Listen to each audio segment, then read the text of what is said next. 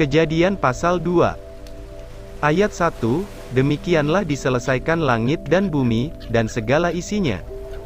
Ketika Allah pada hari ketujuh telah menyelesaikan pekerjaan yang dibuatnya itu, berhentilah ia pada hari ketujuh dari segala pekerjaan yang telah dibuatnya itu.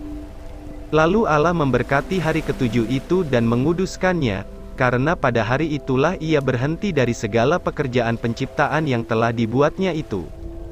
Demikianlah riwayat langit dan bumi pada waktu diciptakan, ketika Tuhan Allah menjadikan bumi dan langit.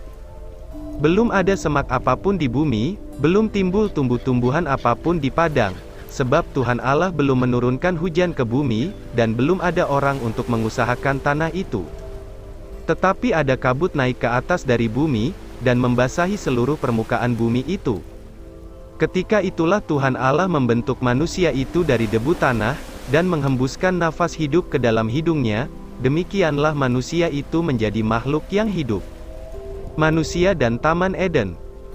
Ayat 8, selanjutnya Tuhan Allah membuat taman di Eden, di sebelah timur, disitulah ditempatkannya manusia yang dibentuknya itu. Lalu Tuhan Allah menumbuhkan berbagai-bagai pohon dari bumi, yang menarik dan yang baik untuk dimakan buahnya, dan pohon kehidupan di tengah-tengah taman itu, serta pohon pengetahuan tentang yang baik dan yang jahat. Ada suatu sungai mengalir dari Eden untuk membasahi taman itu, dan dari situ sungai itu terbagi menjadi 4 cabang. Yang pertama, namanya Pison, yakni yang mengalir mengelilingi seluruh tanah Hawilah, tempat emas ada. Dan emas dari negeri itu baik, di sana ada damar bedolah dan batu krisopras.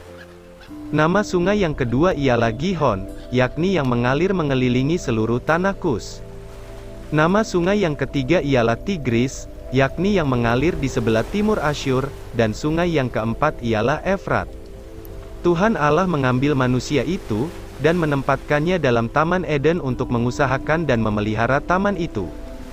Lalu Tuhan Allah memberi perintah ini kepada manusia. Semua pohon dalam taman ini boleh kau makan buahnya dengan bebas. Tetapi pohon pengetahuan tentang yang baik dan yang jahat itu, janganlah kau makan buahnya, sebab pada hari engkau memakannya, pastilah engkau mati. Tuhan Allah berfirman, tidak baik kalau manusia itu seorang diri saja. Aku akan menjadikan penolong baginya, yang sepadan dengan dia.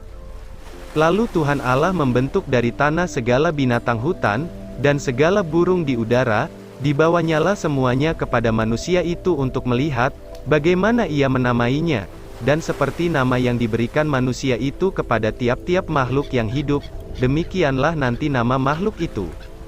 Manusia itu memberi nama kepada segala ternak, kepada burung-burung di udara dan kepada segala binatang hutan, tetapi baginya sendiri ia tidak menjumpai penolong yang sepadan dengan dia. Lalu Tuhan Allah membuat manusia itu tidur nyenyak. Ketika ia tidur, Tuhan Allah mengambil salah satu rusuk daripadanya, lalu menutup tempat itu dengan daging. Dan dari rusuk yang diambil Tuhan Allah dari manusia itu, dibangunnyalah seorang perempuan, lalu dibawanya kepada manusia itu. Lalu berkatalah manusia itu, inilah dia, tulang dari tulangku dan daging dari dagingku, ia akan dinamai perempuan, sebab ia diambil dari laki-laki. Sebab itu seorang laki-laki akan meninggalkan ayahnya dan ibunya, dan bersatu dengan istrinya, sehingga keduanya menjadi satu daging.